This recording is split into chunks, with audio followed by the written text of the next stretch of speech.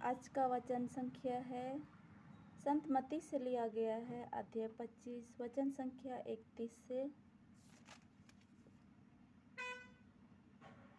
46 तक। न्याय का दिन, जब मानव पुत्र सब स्वर्गदूतों के साथ अपनी महिमा सहित आएगा, तो वह अपने महिमामय सिंहासन पर विराजमान होगा और सभी राष्ट्र उसके सम्मुख एकत्र किए जाएंगे।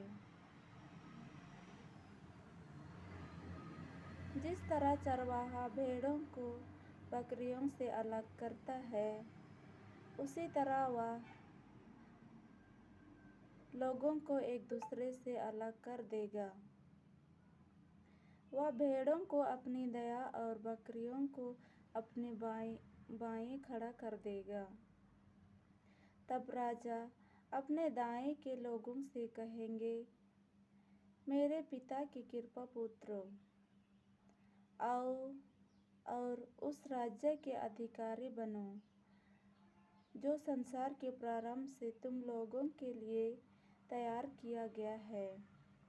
क्योंकि मैं भूखा था और तुमने मुझे खिलाया, मैं प्यासा था और तुमने मुझे पिलाया, मैं परदेशी था और तुमने मुझको अपने यहाँ ठहराया, मैं नंगा था और तुमने मुझे पहनाया, मैं बीमार था और तुम मुझसे भेंट करने आए, मैं बंदी था और तुम मुझसे मिलने आए। इस पर धर्मी उनसे कहेंगे, प्रभु, हमें कब आपको भूखा देखा और खिलाया, कब प्यासा देखा और पिलाया? हमने कब आपको परदेशी देखा और अपने यहाँ ठहराया? कब नंगा देखा और पहनाया? कब आपको बीमार या बंदी देखा और आपसे मिलने आए? राजा उन्हें यह उत्तर देंगे, मैं तुम लोगों से यह कहता हूँ, तुमने मेरे इन भाइयों में से किसी एक के लिए, चाहे वह कितना ही छोटा क्यों न हो, जो कुछ किया वह तुमने मेरे लिए ही किया। तब वे अपने बाएं के लोगों से कहेंगे,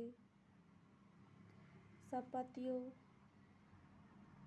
मुझसे दूर हट जाओ, उस अनंत आग में जाओ और शैतान और उसके दूतों के लिए तैयार की गई है।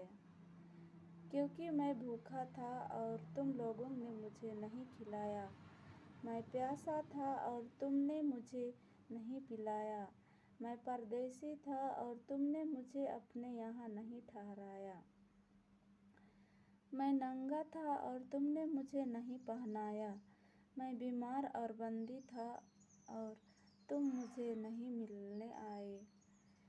इस पर वे भी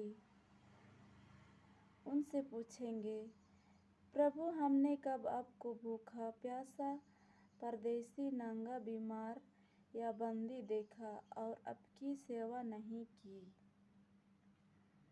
तब राजा उन्हें उत्तर देंगे, मैं तुम लोगों से यह कहता हूँ, जो कुछ तुमने मेरे छोटे से छोटे भाइयों में से किसी एक के लिए नहीं किया, वह तुमने मेरे लिए भी नहीं किया।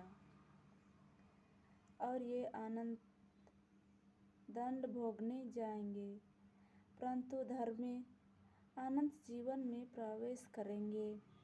यह प्रभु की वाणी है। ईश्वर को धन्यवाद।